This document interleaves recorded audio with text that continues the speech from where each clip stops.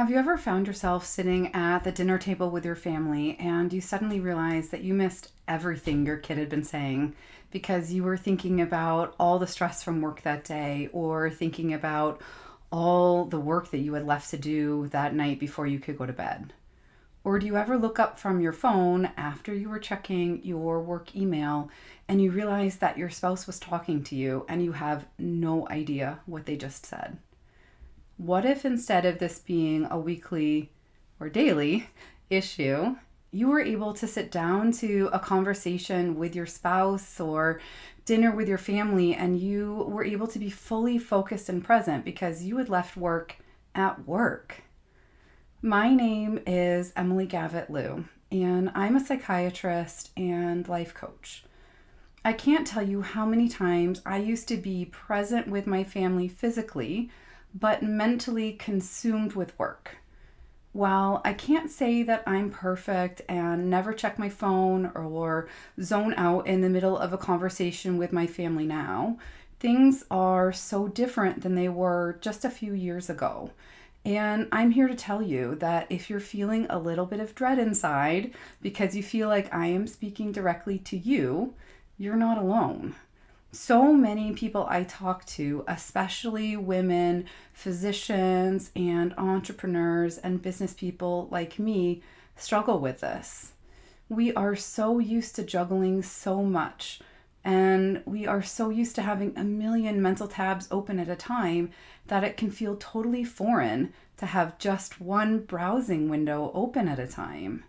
So, first, let's talk about what it even means to be more present with our families at home. Presence isn't just being physically there with your butt in the dining room chair at the table. It's being mentally and emotionally available for your loved ones, being fully engaged in the moment. Why does this matter? When we're distracted and we're not fully engaged, we miss out on the little moments that create real connection and meaning with our loved ones. Have you ever been with somebody that you knew wasn't really mentally and emotionally present in the conversation with you? Maybe it was your teenager scrolling on their phone, or your husband looking off in the distance, and when you ask for his thoughts about what you just said, he just gives you a blank look and you realize that he didn't hear anything that you'd been talking about for the last 5 minutes.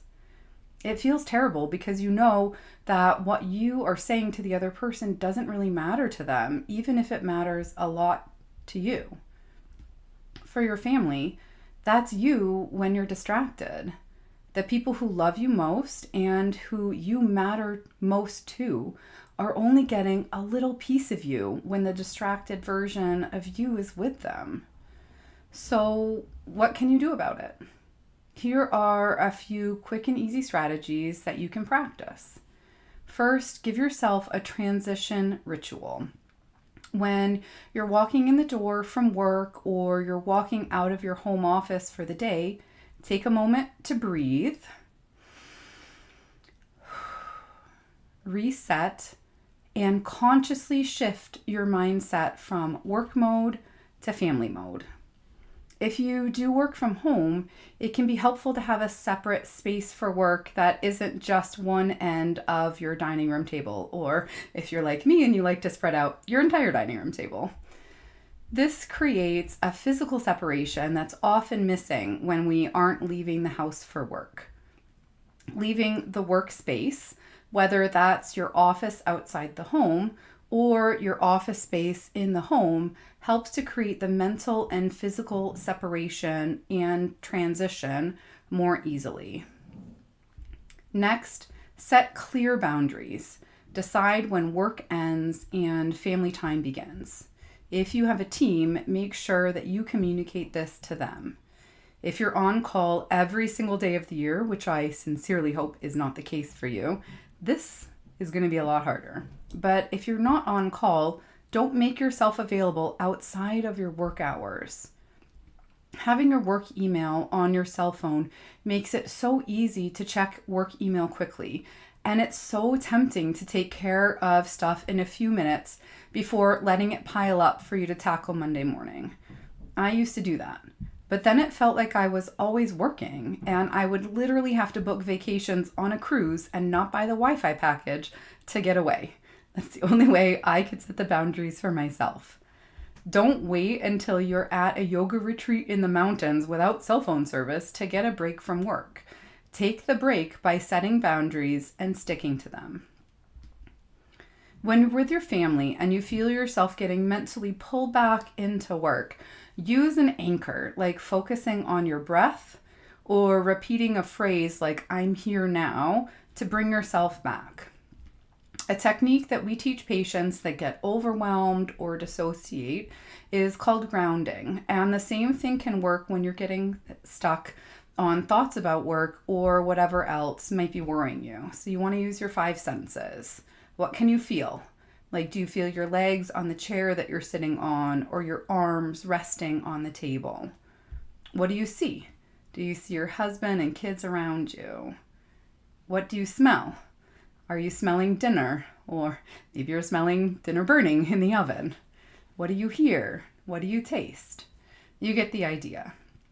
This is a way to bring yourself back into the moment, here and now. Set rules around the use of technology to have times when devices are off limits, like at dinner or other family time. Don't beat yourself up about how little time you feel like you have with your family. Focus on quality over quantity. Lots of us physicians, entrepreneurs, and employees work way more than 40 hours a week. So unless you change jobs, you may not be able to create more time in the week with your loved ones. But when you are there, make the time that you have with them meaningful and connected. Schedule family time in your calendar and treat it like you would any other really important task. Stick to it. If we don't put the things that are most important to us in our calendars, our time ends up being dictated by the needs or whims of other people. And this is your life. You're creating a life that you choose to live. So really think about what you want to fill it with. Another meeting at the hospital or office that you were volunteered to attend, or your kid's recital or game. When you're with your family, practice active listening so that they know that you are here with them now. Put down your phone, make eye contact, and really hear what they're saying. Oftentimes, as physicians and entrepreneurs, we spend our days guiding conversations with people. We know the info that we need and we ask the questions to get there, and we're always one step ahead in the conversation. But that's not likely how your family will feel that you are present and engaged in listening to them. Get them involved in the process. Ask what it is that they need from you to feel more connected. Let go of perfection. This isn't about feeling guilty about messing up in the past or even now. It's about noticing when you've been more present and celebrating it. Learning to be more present is a practice, like learning how to swim. The first day that you get in the pool, you aren't going to be Michael Phelps, and hopefully you're not going to beat yourself up about that. And honestly, the 1000th time that you get in the pool, you're probably not going to be a lot like him either, and that's fine. This isn't about comparing yourself to someone else or an idealized version of what you think this should be like. That would take away from the joy of the moment. You want to practice gratitude, both for your family and for the work that you are so often getting mentally sucked back into. This work supports your family and you're putting good things out into the world. That's amazing. But your family needs you too. I know it's totally cliche, but you're not going to get to the end of your life and think, thank goodness I missed out on all that family time so I could respond to all of those work emails really quickly. It's just not going to happen. Okay, so we've covered a lot. What is one thing that you can take from this video so that you can be more present with your family today? Commit to it, schedule it, and make it happen. If you like this video, give me a follow. I can't wait to see you in the next one.